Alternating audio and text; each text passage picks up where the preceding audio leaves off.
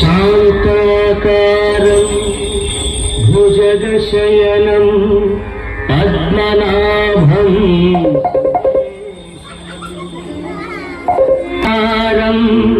గగన సదృశం మేఘవర్ణం శుభాంగం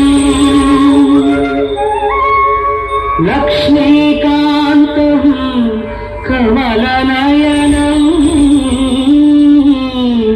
యోగి హృద్యానగమ్యం వందే విష్ణుం భవభయహరం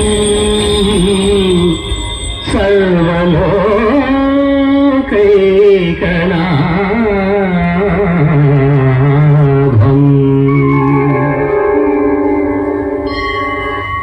సకల లోక మాతాపితరులకు సవినయ ప్రణామములు. శుభం భవతు.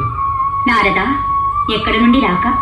దేవలోకమున సంఖ్యాశాస్త్రజ్ఞులు అందరూ ఒక సభ నిర్వహించి దానికి నన్ను అధ్యక్షుడిగా పిలిపించారు తల్లి. నిన్నట్టుండి ఉద్దండ పండితులందరూ జట్లుగా చేరి జుట్లు పట్టుకొనుచు తిట్టుకొనుచు అల్లకల్లాలను సృష్టించరు. ఇంతకు వివాద విషయం ఏమిటో? మీరే స్వామి. నేనా? అవును. ఆ సంఖ్యాశాస్త్రము అష్ట సంఖ్యను దుష్ట సంఖ్యగా దురదృష్టకర సంఖ్యగా వ్యాఖ్యానించుతున్నదట. మీ శ్రీనామధేయము లక్ష్మీనారాయణ స్వామి 8 అక్షరములు. మీకు అత్యంత ప్రీతిపాత్రమైన మంత్రరాజము అష్టాక్షరి.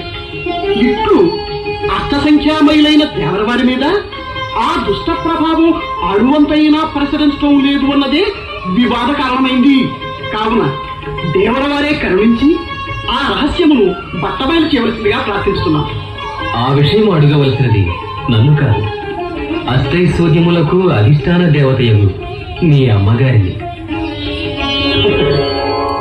అమ్మా, నాదేమున్నది నారద, అష్టైశ్వర్య ప్రదాయనిగా నన్ను అనుగ్రహించి తన హృదయంలోనే నిలుపుకున్నారు ఆ స్వామి.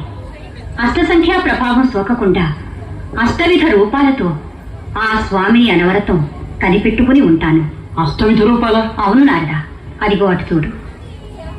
ఆదిలక్ష్మి, గజలక్ష్మి, ధాన్యలక్ష్మి, ధనలక్ష్మి, ధైర్యలక్ష్మి, విద్యాలక్ష్మి, సంతానలక్ష్మి, విజయలక్ష్మి, ఇవే అష్టైశ్వర్యాలను ప్రసాదించే అష్టలక్ష్మి స్వరూపాలు.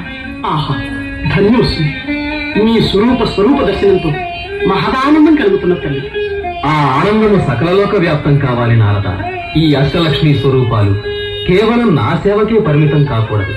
భక్తజనులు ఎవరు ఏ రూపాన్ని అర్చిస్తే ఆ రూపంతోనే సాక్షాత్కరి